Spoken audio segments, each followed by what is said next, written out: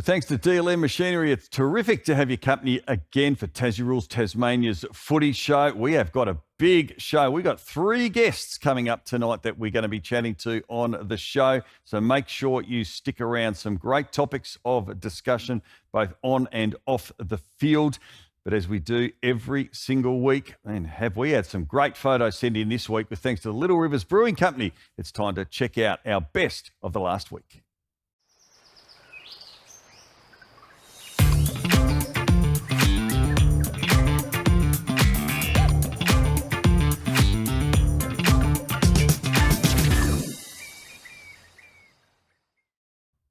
Quality of the photos, seriously, they are getting better every single week. Thank you to everyone that sent in photos during the week. Now, we have got 4 absolute rippers and then a winner. So 5 photos to present with, thanks to our great friends up at Little Rivers Brewing Company. Let us check out the first one. And he's a great regular contributor as well, and we appreciate this. This is Dave Harding, who has sent us in this terrific action photo with the handball coming out there, just breaking the tackle in the Brighton and Sorrel SFL clash. That was last weekend. So thank you to Dave. Bo Tuddill sent us this beauty in. This is Brent Hammersley taking a cracking mark for Lilydale. This is in the reserves clash against the University of Tasmania Football Club last weekend out at UTAS. It was a big win to the Lilydale Demons as well, but terrific photo there and a great mark from Brent Hammersley. So thanks to Bo Tuddill. Now, last Friday night, if you can recall, it certainly was in northern Tasmania, it was absolutely bitterly cold. So the fire pits were up and running, the flames were coming out, and Damien Ryan is actually the president of the NTFA, sent us in this photo, and the umpire just warming up the hands before having to get out there and blow on the Acme Thunder a whistle.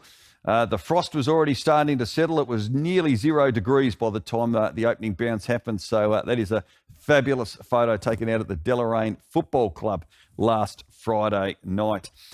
Jenna Morgan has sent us in this next one. Speaking of cold, but this young man, Bailey Morgan, well, he does not fear cold. There he is in the frost for the Southeast Giants under 9s, making snow angels in the frost, if you don't mind, prior to the game last Sunday. So a great shot there of Bailey in the icy cold conditions. So thank you to Jenna Morgan for sending that in. But our winner of the prize pack that'll be coming from the Crafty Cuts range, how spectacular is this? They are 2 big rivals, Georgetown and Hillwood.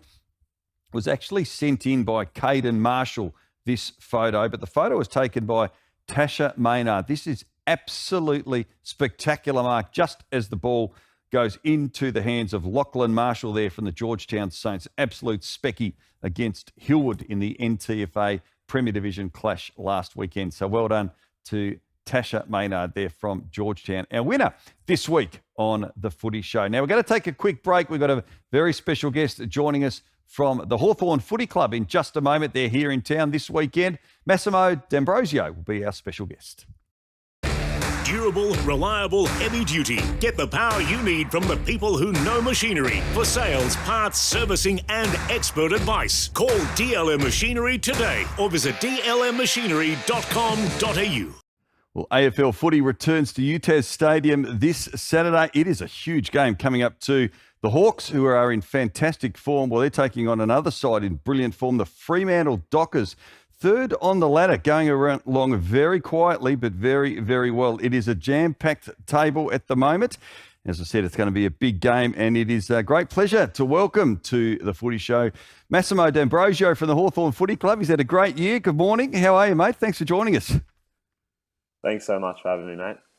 Good to have you here. It is a big weekend. School holidays are on as well, and we've got a big incentive for the kids because they can all come for free. So I'm sure we're going to have plenty of young Hawks fans out there this week. I'm not sure how many from Fremantle are going to be coming over to our winter weather. But look, just on you, firstly, Massimo, you seem to have really settled in well at the Hawks, and you're playing great football yourself.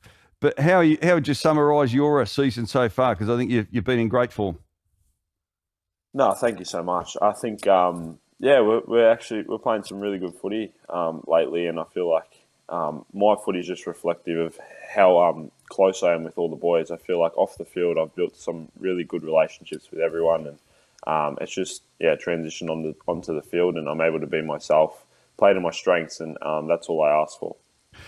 One thing that I've really noticed as a supporter and up close to seeing you guys, there seems to be an enormous amount of camaraderie, but also free spirit, that it looks as though you're just really enjoying being together and playing football. I mean, you lost 6 of your first 7, and now you've won 7 of the last 9. Is that a fair assumption that there seems to be this incredible bond between the team? But what's so good to see in a professional sport is you all seem to be celebrating each other. Yeah, definitely. And I feel like, after the Gold Coast game, we really sat down and kind of wanted to get the best out of each other. And we really built off that game. And I feel like that's when we started getting the most out of each other on the field, but also enjoying our time on the field together. And I feel like every single week now we're being really predictable to each other and playing to our strengths, which is what we wanted to be doing. So I feel like, that bond that we've been showing on the field, it's just because of the relationships we've built off the field. Speaking of bonds, Massimo, something that we've really enjoyed seeing is these selfies that happen, and you seem to be right in the thick of it every week. We've got a few pics here. We can see Marbior, though, and old Connor McDonald. He seems to love them as well. And where did this all begin? I think it was after maybe our first or second win. It just reflects how close we are as a group. We all want to get amongst it. We love turning out to our fans and winning for them. So, it's really good. And the move for you, obviously, a lot of players in their career play with more than one club, but the move over from Essendon, you seem to really be enjoying your footy, but also really seem to be, importantly, enjoying life there at the Hawks. Oh, I am, yes. It's been unbelievable so far. I think, as I said before, the relationships I've built has been great. It's just transitioned onto the field, and I'm loving my time at Hawthorn. I'm learning a lot every single week, trying to grow in the role on the wing, and I've got a lot of growing to do. But I'm learning off a lot of people at the club, which has been great. Well, and you are only just turned 21, I think. Yeah, just turned 21. So early days, was there much of a celebration, or was that around the bye time? Not really. I had some dinner with family and friends, but not too much. Good to hear. The form of the team and the turnaround, was there a moment, I mean, you mentioned the Gold Coast Suns game, but was there a moment of reflection or something that happened with the coaching level and team meetings that has seen this confidence build, but just the beautiful game style that is developing? Was there a moment that you spotted that you could put your finger on and think, yep, we are on the right track here, we are building? Because it's been a magnificent turnaround and such a good team to watch. Yeah, as I said before, I think after that Gold Coast game, we really knuckled down on what we wanted to get out of each other, and I feel like we're getting a lot out of each other on the field, and we're not leaving it up to the coaches to make decisions. We're really taking it upon us. And I think that's our growth that's been this year. And as a young group, I think it's hard to do, but I think we've taken a step forward in that aspect. And it's just showed in the way we're playing footy lately. I know we lost on the weekend, but it just shows that we're not a finished product. We're still growing. We're still learning. And we've got a lot of learning to do, but I think we've taken a lot of learnings from the games that we've played this year so far. Absolutely. Now, as we mentioned, kids go free. You get a big crowd down here in Tassie all the time, and I know they absolutely love the Hawks. 1:45 on Saturday. It is a big game. I mean, Fremantle have just gone under the radar a little bit. They're sitting third on the table, but you're only like a game and a half out from, I think, third spot at the moment. It's an incredibly tight ladder, but this will be a tough game against Freo. What are you conscious of when you take them on this Saturday? Freo have been playing really good footy. I know that they like to be quite zony, so we'll review them very closely on Thursday and see what they like to do. But I feel like it's a big game for both teams. Both teams are fighting for a final spot. Really, we're not shying away from that. So I feel like we just got to review them, and we love playing down in Tassie though. So we love when the fans come out and support us. So it should be a good game. I'm really looking forward to it. So we'll see how it goes. The record in Launceston is incredible. 59 wins from 80 matches, and there's been a draw amongst them as well. So 73% ratio. I don't think there's a team in Australia that would probably have a better win-loss record at a venue. But we talk about the crowd. I remember being on the ground at the end of the game. I had 2 tight wins against the Giants and St Kilda down there this year. For 15,000 people, talk us through the atmosphere, because it is quite incredible how loud 14 or 15,000 people can be. But I guess when you've got 80% plus of the support, there'll probably be more than that this week, it is a really big advantage for the club. Oh, definitely. It's a game changer, I think. As I said before, we love when the fans come out in Tassie. It's a great atmosphere to play in, and when there's fans on your side, it helps a lot. So I'm really looking forward to the game on Saturday. Hopefully we can get a good turnout. Hopefully. The weather's always generally beautiful down here in Launceston for the games as well, I might add, although it's going to be very very chilly. I think it's going to be 11 degrees on Saturday, Massimo. So bring the Hawthorn puffer jacket, mate, when you walk from the hotel up to the ground on Saturday. But it's going to be a cracker. As you said, very, very important game. You could potentially be on the door of the 8 if you get a win. So we hope it goes well, mate. We appreciate your time on the show this morning, and we look forward to seeing you on Saturday out in the ground. Thank you so much, mate. Have a good day. You too. That's Massimo D'Ambrosio, who's playing great footy for the Hawks. We're going to take a quick break. Alistair Lynch is going to be joining us after these messages. Durable, reliable, heavy duty. Get the power you need from the people who know machinery. For sales, parts, servicing and expert advice, call DLM Machinery today or visit dlmmachinery.com.au.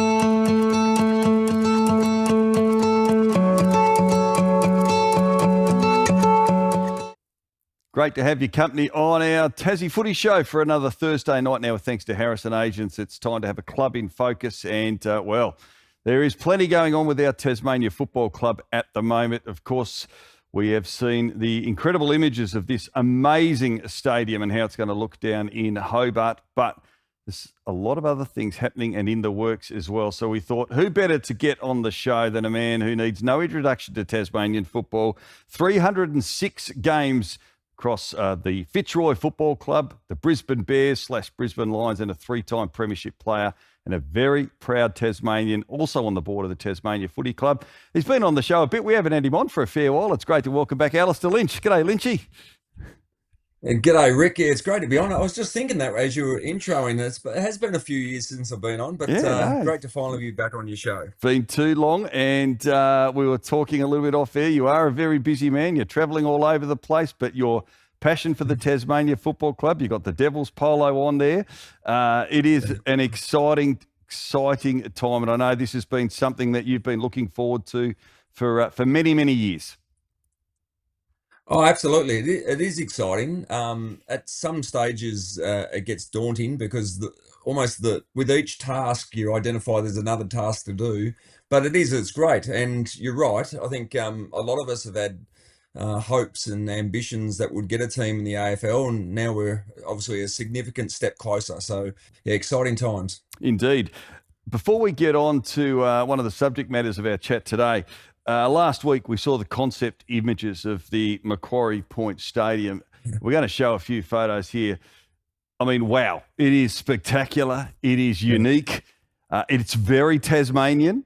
What did you think when you first saw all of these images coming through, Alistair? You wish you were still playing at 25 years of age? Oh, oh, absolutely. I think it's an exciting time for athletes, an exciting time for Tasmanians and Tasmanian AFL footballers, or those that follow the game. And I think, like we've said all along, we want this club to thrive in the AFL competition and the AFLW competition and be an enormous contributor to the state. And then you sort of have dreams and hopes of what a stadium might look like. And then to see those images, and we got a sneak peek a couple of days beforehand with the board, and yeah, it was amazing. It was incredible, and you might be surprised to hear I was on a flight, but the Wi-Fi was good enough that I can still hang on and saw those great images. So no, it is exciting, and Yeah. it's exciting for all of Tasmania to have a multi-purpose stadium that's going to look like that. Indeed. We're progressing very quickly. Of course, Brendan Gale appointed as the CEO of our club, but also the training and administration facility. This is obviously going to be a critical component of our club, both on the field and off the field. Can you take us through this facility, how important it actually is for Tasmania and for our football club to be in a competitive and hit the ground running from day one in 2028?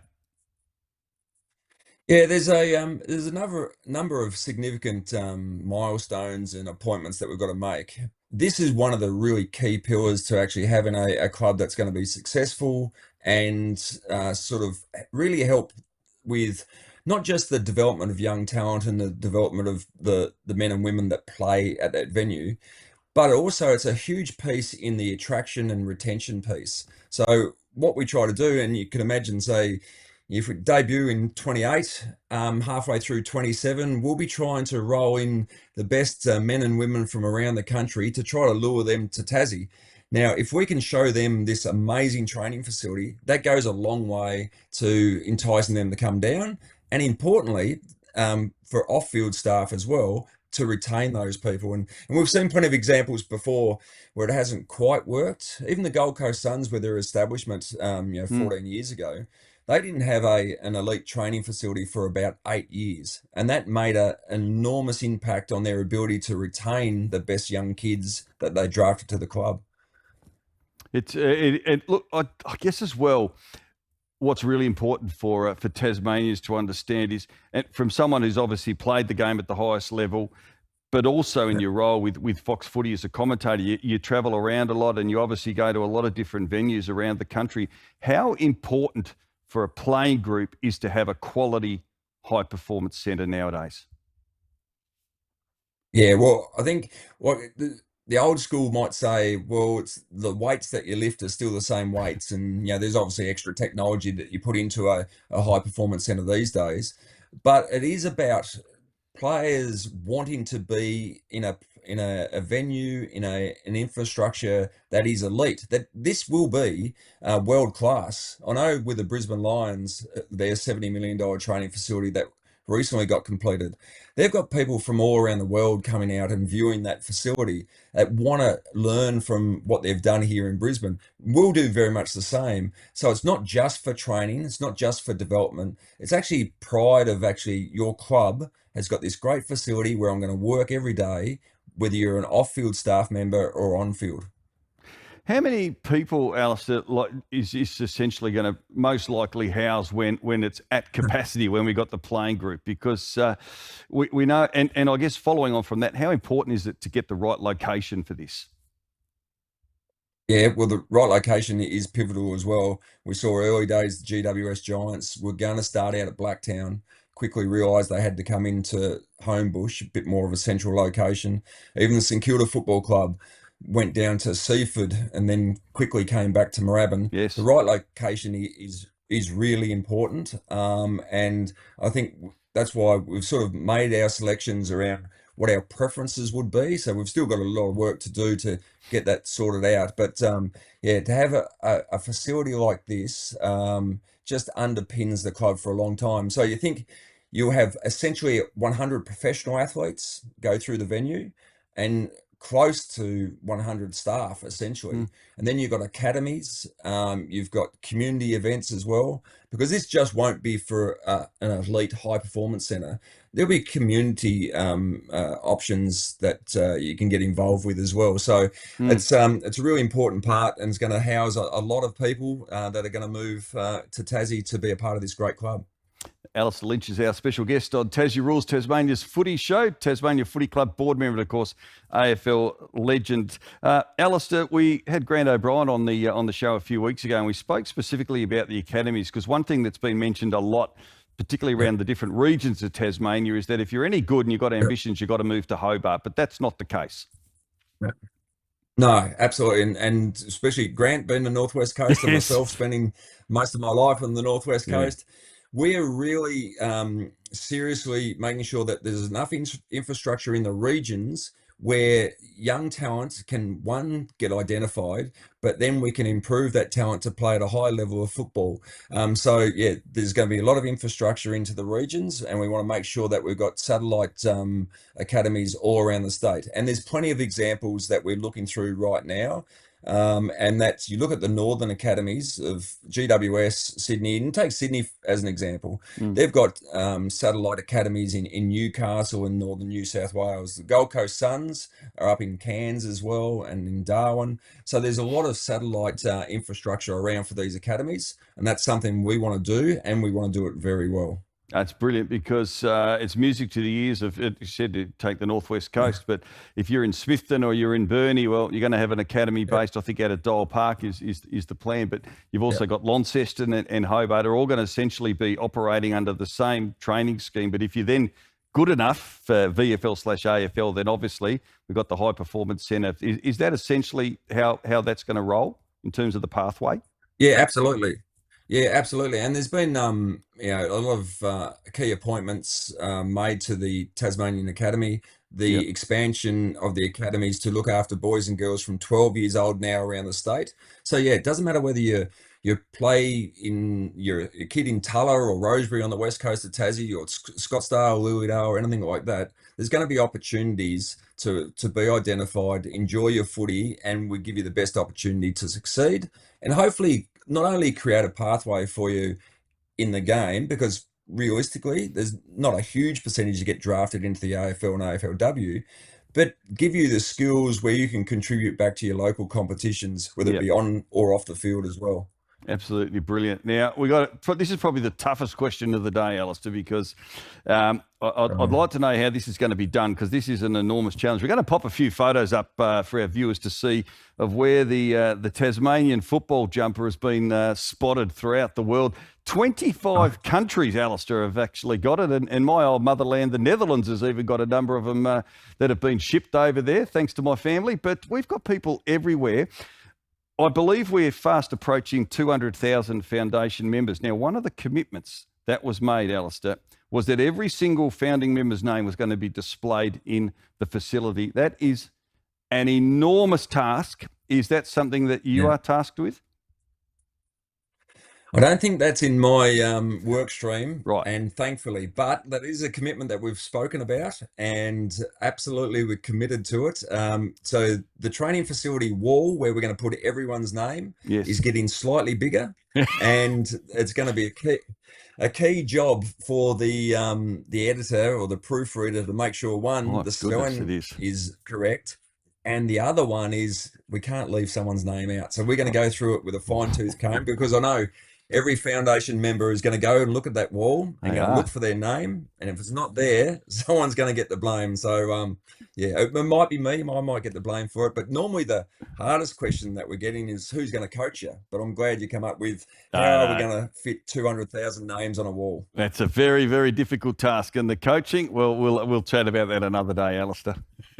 Hey, Al, thanks for joining us, because it's really important. I know a lot of people in the community, particularly here in Tasmania, we're passionate about this team. And I guess we now know about the stadium. We've been hearing about it for a long time. We're seeing the images. But when it comes to on the field, the High Performance Centre and how it works, and also, I guess, the academies, the pathway that there is, that you don't need to necessarily be Hobart-based. That's where you'll end up if you can make our team, which is a great thing. It's great to learn a lot more about it, mate. Keep up the great work on Fox Footy as well. Where are you off to this weekend? I've got games at the SCG and People First Stadium on the Gold Coast this weekend, so they'll be interesting. But I think thanks for your best wishes. I mean, everyone is loving it. Everyone on the board is working extremely hard, and it's great to see all the work they're doing, and the enthusiasm from the community, whether it be in Tasmania or all of those countries around the world. And the good part about my role of going to those grounds is I pretty much see someone every week over the last 3 weeks that's got a Tassie jumper on. And it's fantastic to see. It's amazing. People First Stadium, when I first saw that, I thought, where on earth is he off to this week? But we've got it, Gold Coast. So, all right, Gold Coast, good to catch up with you, Alistair. Thanks for joining us. No worries. Thanks very much. Have a great weekend. Duke, that's Alistair Lynch joining us here on the Footy Show, a proud, passionate Tasmanian and doing some great things, of course, in his commentary role, but first and foremost with the Tasmanian Football Club. Our focus turns to women's footy after the break, thanks to Cleanaway. Stick around. Durable, reliable, heavy duty. Get the power you need from the people who know machinery. For sales, parts, servicing and expert advice. Call DLM Machinery today or visit dlmmachinery.com.au.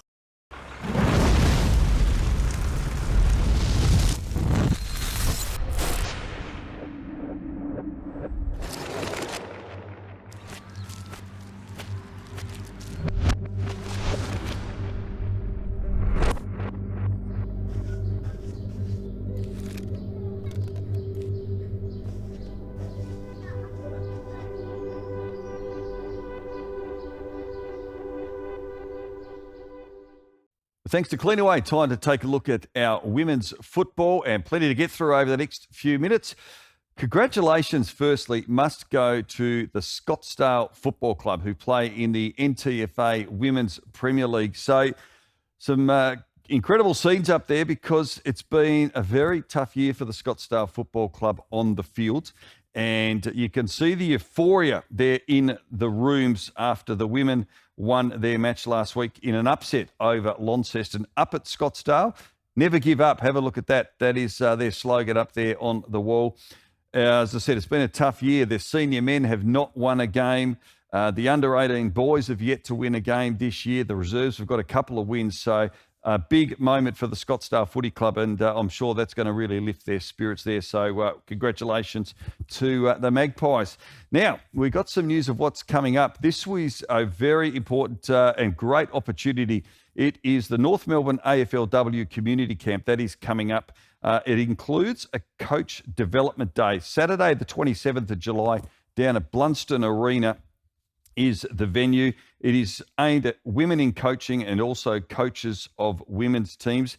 There are more details, and you can also register and check out the details on the AFL Tasmania Facebook page. But a great opportunity to develop your coaching skills. It is through this fantastic North Melbourne AFLW opportunity that they've provided for our female coaches down here in Tasmania. So open to anyone from right around the state. So make sure you check that one out. Now, a bit of a positions vacant coming up here because we know that football is going to change in Tasmania next year around the Premier Leagues. And the Brighton Robins, well, they are on the front foot. They're after a women's football director to head up their senior and under-18 women's teams in next year's SFLW Premier League. So all the details there on the screen, or you can check out the Brighton Facebook page as well. Now, well done to the Penguin Football Club because this is a very, very important awareness match. It is the Domestic Violence Awareness Match. It is coming up on Saturday, the 13th of July. All teams are going to be wearing purple armbands and also socks to raise awareness about domestic violence and support and gender equality. So it also happens to be Ladies' Day. It's going to be a fantastic day. Details there on your screen, just $10 per person. Entry price includes a ticket to the Lucky Door prize and a drink on arrival. So that's a pretty decent value, isn't it? Check out the Penguin Footy Club Facebook page as well, and they're going to be taking on Burnie in that clash on the weekend. So that should be a great day, as should the Circular Head Saints Ladies' Day. This is also coming up next weekend on the 20th of July. You can see the details there, $30 per person, but they've got all the details, plenty of information on the Facebook page there as well for the Circular Head Saints. Just quickly, let's have a look at the NTFA Women's and our goal kickers. First in the Premier Division, you can see that, Bridgenorth got the top four goal kickers. Even though they lost last week, their first game of the season, Jenna Griffiths is leading the way on 18 goals. Of course, Bridgenorth losing last week to Old Launcestonians, the team that actually beat them in the grand final last year after they went through the season undefeated. Division 1 leading goal kickers in the senior women's, and Noreen Marangi from Hillwood. Well, she is having an outstanding year for the Sharks on 39 goals. She is 19 goals clear of her nearest opponent.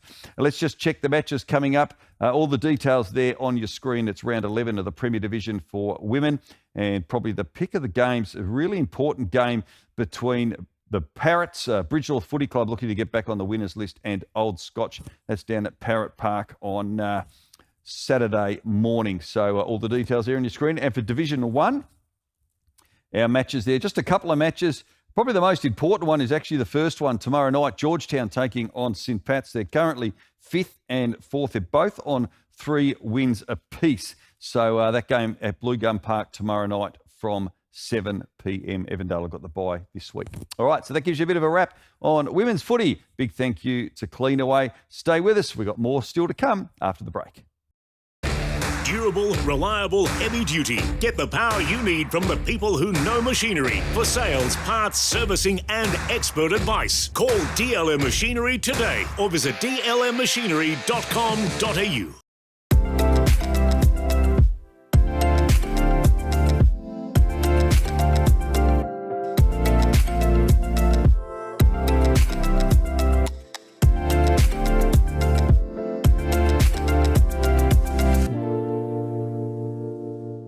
Welcome back to Tasmania's Footy Show. You're watching Tassie Rules for this Thursday night. Now, our next guest tonight would be familiar to many people, I suspect, around Tasmania, and those watching the show. He's been involved in Tassie footy for a number of years. Scott Bellinger, well, he's a coach, and he's faced some enormous adversity and personal challenges for some time. He's battled cancer, mental health, addiction, and he's also a recovering alcoholic. He has a very powerful message gained from his own personal experiences in life. And you can see on your screen, he's heading over to Tasmania to speak at the Bracknell Football Club very shortly as well. We'll have more details later on in the show. But it's a great pleasure to welcome for the first time to our footy show, Scotty Bellinger, who's joining us. He's going to be down here in person early August. But g'day, Scott. Great to see you, mate. Thanks for coming on and sharing a little bit of your story. Fantastic, Rick. Absolute pleasure to be here, mate. Pleasure to be here. Now, before we get to providing some of the details of the upcoming event that we've got down here, let's start a little bit about your journey, if we can. Can you tell us, I guess specifically around the addiction and why you're trying to break that stigma that can sometimes be associated with addiction? How did this all come about for you, and why you've got to this point now where you're really wanting to share your story to help others in the community? Yeah, look, Rick, a set of circumstances, I guess, 2018 and 2019 in my life. I had the normal pressures of life that were happening, but, I received a bit of a curveball. Look, it happens in life, just with regards to a medical condition that I was diagnosed that, it came out of left field. It took me a little bit by surprise.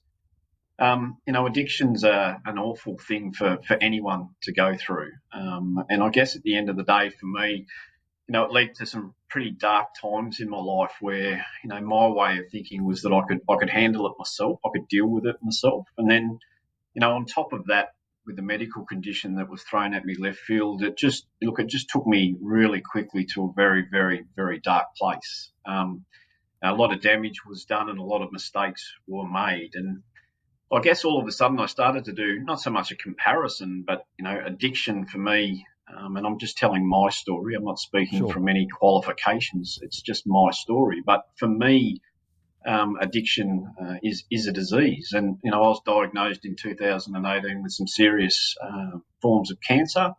And to me, that's a disease as well. The cancer is something that you can see, you can feel, you can touch, you can have some treatment for, and you can take that disease away. But the addictions, it's a little bit of a different beast, Rick. It's not something that's well known. It's not something that's well educated, and it's as serious as, if not more.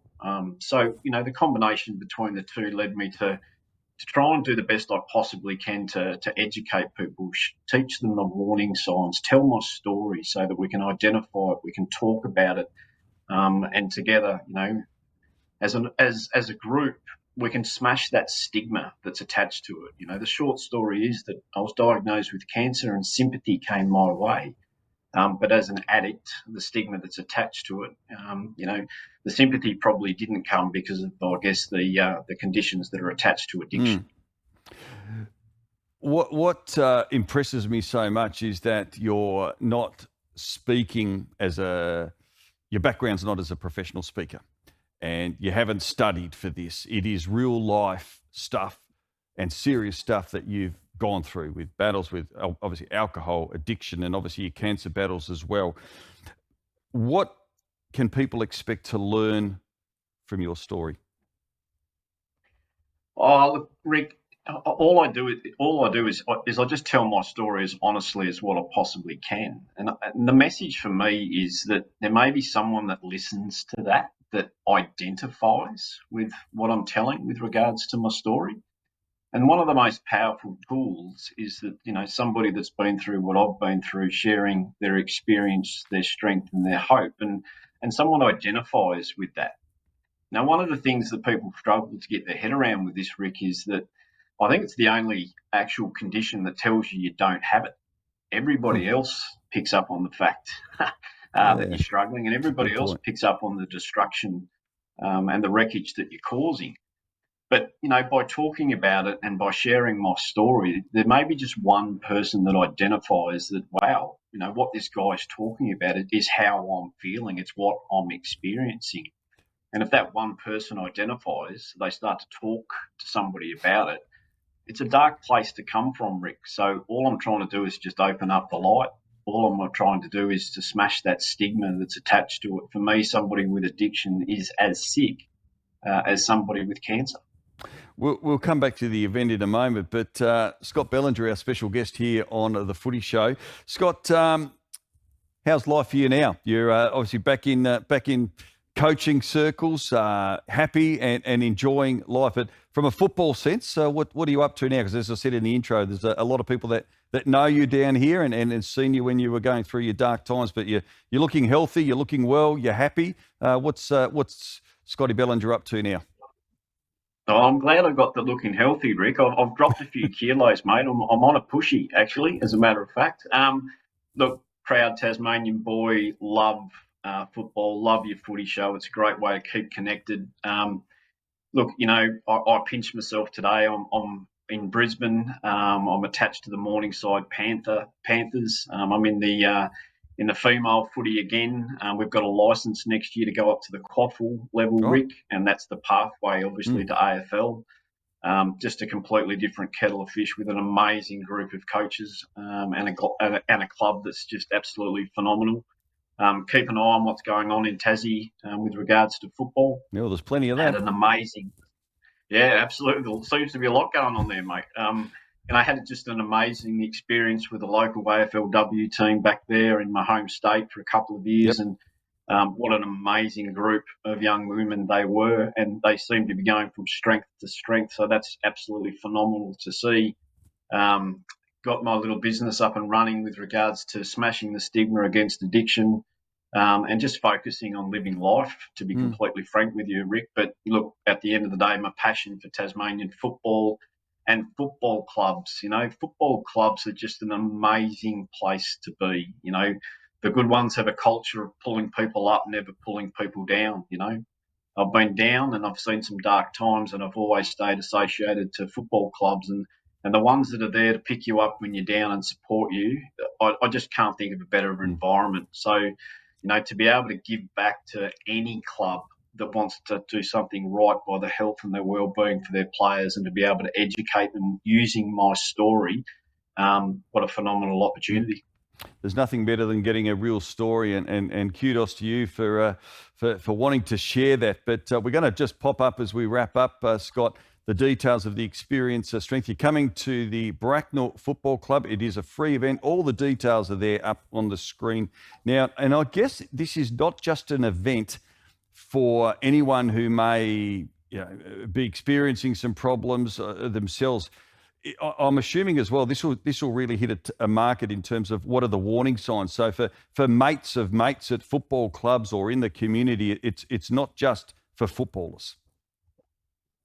Oh, absolutely right, Rick. Look, I think one thing that, just referring back to footy clubs, I think one thing that's changed dramatically is all the health and the well-being, and the mental health work that are being done, in this space. And I think we've had an amazing leap forward with regards to educating, people in general with regards to these topics. This is just another one to add to that. This is just another opportunity for people to hear a real life story.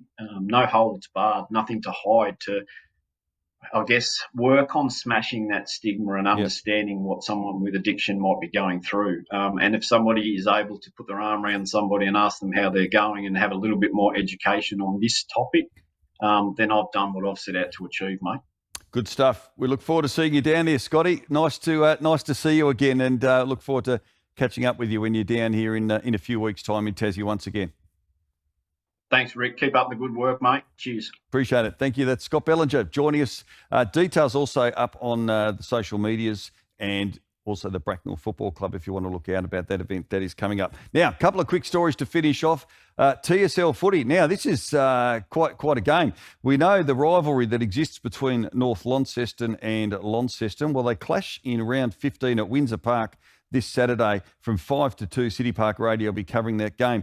Launceston, highly unlikely to make finals this year. So this is quite possibly going to be the last time that these two teams will meet in the TSL, ahead, of course, of being a part of the Northern NTFA Premier League from season 2025. So that'll be a big day down at Windsor Park. And just to finish up, don't forget, we've got the Hawks coming down here this weekend, 1:45 on Saturday. It is school holidays, so kids are going for free, which is absolutely fantastic. So a great initiative there.